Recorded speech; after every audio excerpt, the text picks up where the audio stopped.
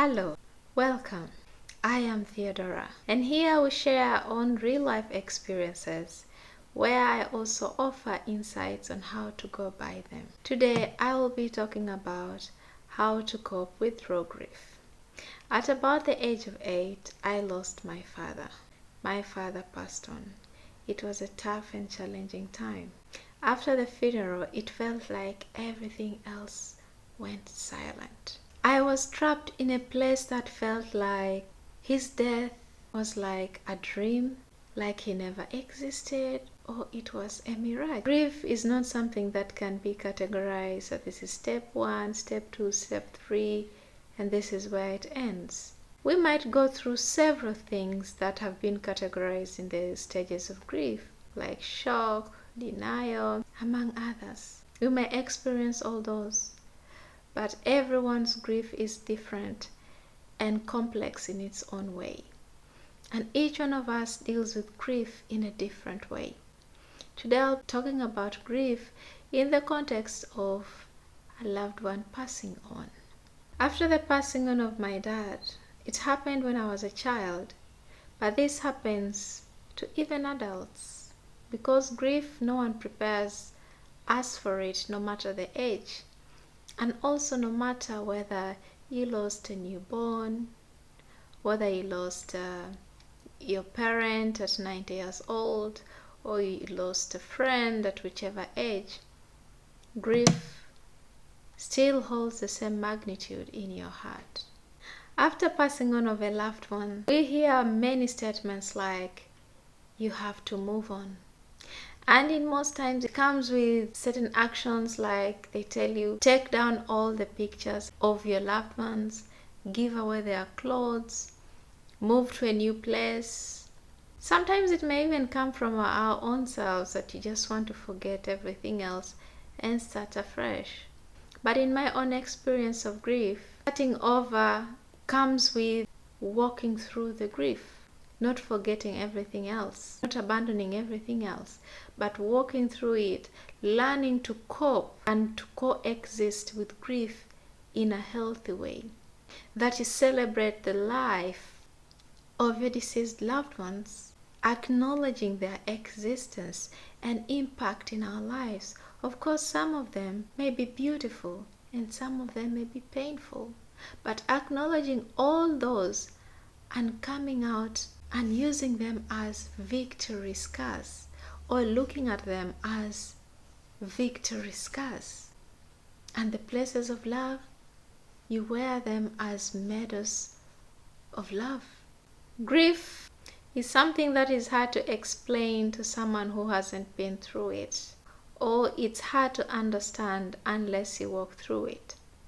I remember, or I still remember, or even up to now I still experience those. Someone tells you, you talk a lot about your dad. Why don't you just keep quiet? He's dead. Let him be. Let him rest. In my life, I have lost several people who have passed on, but have been so dear to me.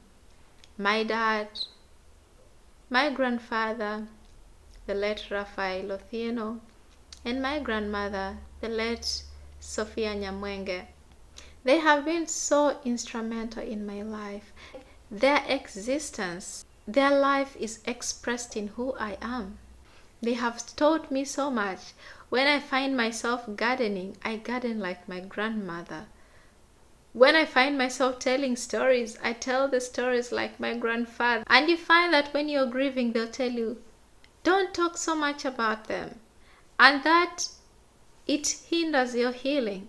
This in my own journey are the moments when I still didn't understand that talking about your loved one is an important aspect of healing. It's an important aspect of embracing the new normal, the new kind of life that you have. For instance, for my dad, when I was struggling with grief, that I had lived with it for over 15 years and I didn't know how to get through it. When I started talking about him, it felt like the burdens I had inside just left. There's a new light that I got talking about him. Of course, there are pains in between, but those pains all heal when you talk about what is deep. And sometimes you can find that you're not yet in a safe place. All the people around you are limiting you, restricting you from grieving or expressing your grief or bringing out what is in. Because to me, I've realized that in grief, when you speak up, when you share, your healing gets better. If you have those around you who tell you maybe don't talk, take down these things. For instance, there was a lady who lost her spouse, and every weekend or whenever possible, she drove to where his gravesite was, and she sat there and talked to him. And those around felt like she was grieving for so long and tried to stop her from going there, because her chair was always in her car. Whenever she felt like going to the gravesite, she would just drive there, get her chair and sit. So one time, when she drove there, she found her chair had been taken away. And now, going to the gravesite, which was something that she did freely, she started hiding to go to the gravesite of her husband. So sometimes people who may not understand how you're grieving or how you're trying to cope with grief may find different ways of trying to help you, but in truth, they may not be helping you. Some of the things that I find helpful or that have been helpful for me in my grief journey, that I'm in a healthy place to acknowledge the passing on of my loved ones, but to also embrace it and come out and live life in a way that I am happy, that I am at peace. Not that I am living in the past. No, I am living life in the present, acknowledging the great impact that my loved ones have had in my life, and I still experience it up to now. But then as I live life with them connected in my day-to-day life. And I believe that someone only dies when you forget them. For instance, if you are a parent and you have children and you have lost a spouse, their father or their mother, the only way that those children will get to know about their father or their grandparent or their mother is by you talking to them about it. And when you shut down all that, ban out all the pictures, how will the little ones know about their loved ones? It only happens when you talk, when you don't forget. I lost my dad at the age of 8. All I have are a bit of fragments of what I remember of him and some of the things that my mother told me about him. What are some of the practical things that you can do to help you cope with raw grief or grief in general? The first one is journaling, writing down your thoughts, writing down or recording your emotions or whatever you're going through. When you're not in a safe space to express yourself, you can journal.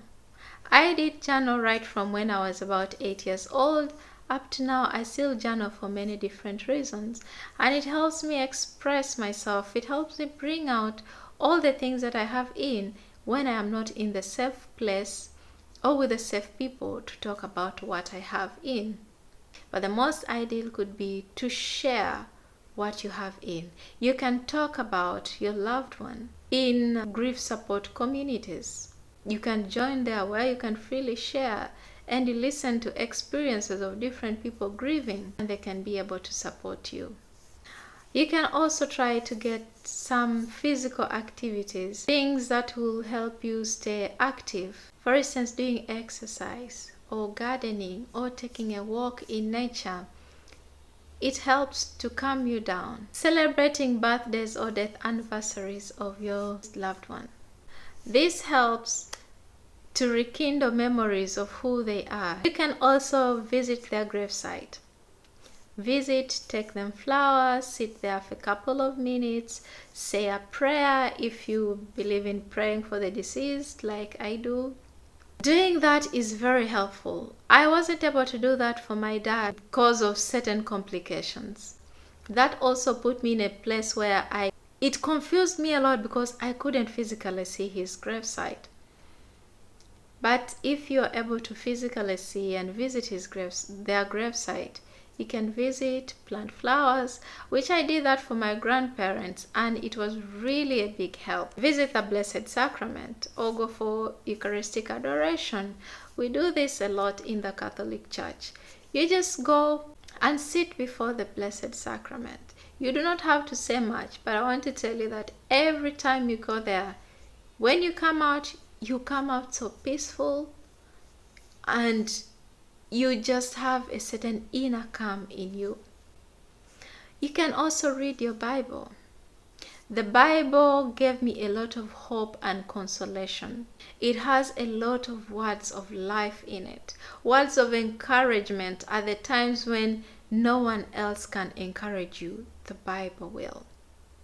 The Bible saw me through the most difficult moments when I was grieving. It gave me hope. It gave me reason not to give up. It gave me explanations of things that defied logic.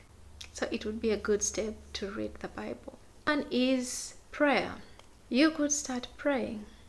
Prayer can be difficult sometimes when you're grieving. I also experienced that.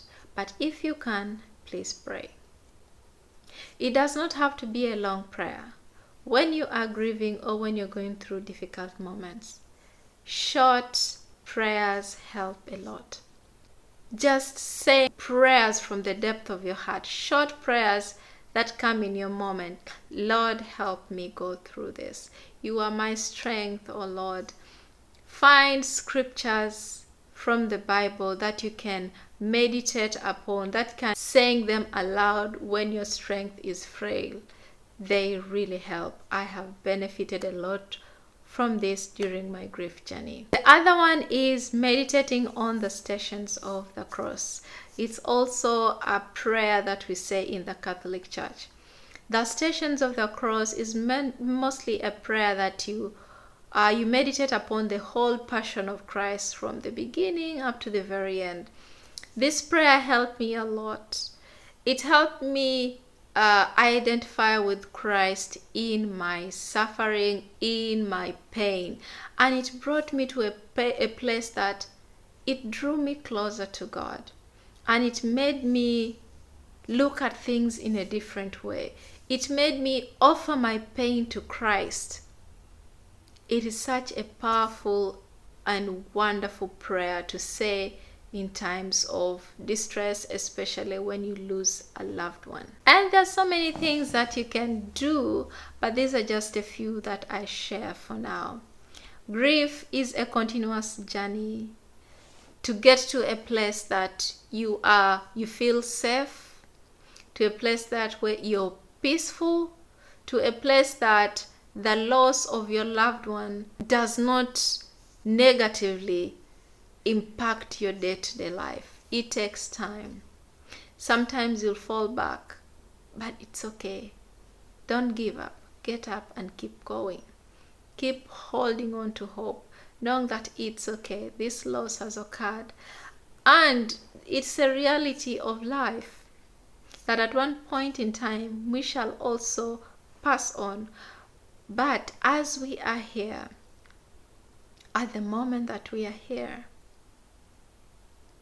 we can celebrate the lives of our loved ones who have passed on by giving this life that we have at this opportune moment meaning, by living it in a happy and useful and more purposeful way, but not giving it away. Grief comes with so many challenges. It comes with different traumas that I talk about in my different past videos. Traumas that you have to heal, but that's okay. When you heal of those traumas, those are your scars of victory. And when you walk through grief, you're able to share and encourage others, and they also get healed.